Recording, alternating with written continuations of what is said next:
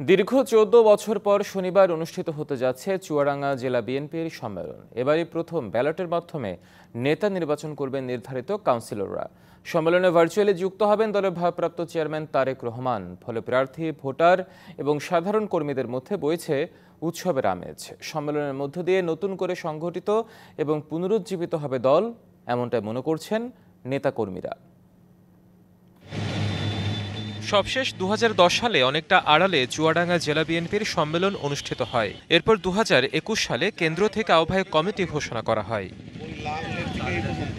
এতদিন নানা সীমাবদ্ধতায় সম্মেলন করতে না পারলেও পরিবর্তিত পরিস্থিতিতে বেশ ঘটা করে সম্মেলন আয়োজন করেছে জেলা বিএনপি। কর্মীরাও মুখিয়ে আছেন নতুন নেতৃত্ব বাছাই করতে। একটি সফল সার্থক সম্মেলন ২৩শে নভেম্বর চুয়াডাঙ্গা জেলা বিএনপির উদ্যোগে অনুষ্ঠিত হবে।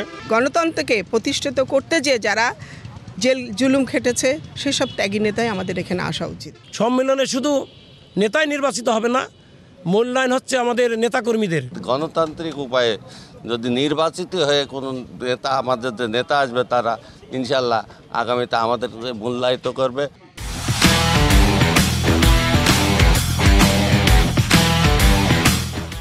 সভাপতি পদে একক প্রার্থী বর্তমান আহ্বায়ক মাহমুদ হাসান খান বাবু বিনা প্রতিদ্বন্দ্বিতায় নির্বাচিত হয়েছেন। তবে ভোট হবে সাধারণ সম্পাদক ও সাংগঠনিক সম্পাদক পদে। সাধারণ সম্পাদক পদে ২ জন আর সাংগঠনিক সম্পাদক পদে প্রতিদ্বন্দ্বিতা করছেন ৪ জন।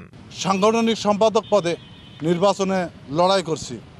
আমি আশাবাদী এই নির্বাচনে আমি বিজয়ী হব। রাজনীতির ভিতরে থাকার কারণে আমি সবার কাছ থেকে অন্তত এই প্রত্যাশাটুকু করতে পারি যে তারা আমাকে এই সাংগঠনিক সম্পাদক পদে নির্বাচিত করবে। প্রত্যেকটা ইউনিয়ন, ওয়ার্ড, গ্রাম, প্রত্যেকটা জায়গায় আমার বিচরণ হয়েছে। এই বিচরণের প্রেক্ষিতে মানুষ আমাকে মন প্রাণ থেকে ভালোবাসে। এই জন্য আমি আশাবাদী যে আমার যারা লোকজন আছে, যারা আমার শুভাকাঙ্ক্ষী আছে, তারা আমার জন্য ক্যাম্পিং করছে। সেটা নির্বাচনের ফলাফল না হওয়া পর্যন্ত আসলে এটা বলা যাবে না।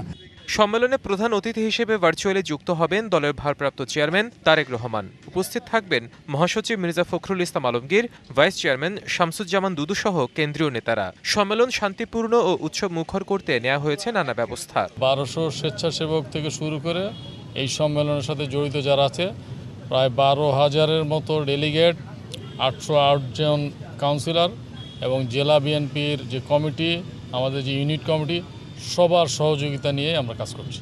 প্রথমবারের মতো স্বচ্ছ ব্যালটের মাধ্যমে নতুন নেতৃত্ব বেছে নেবেন ৮০৮ জন কাউন্সিলর। DBC news desk.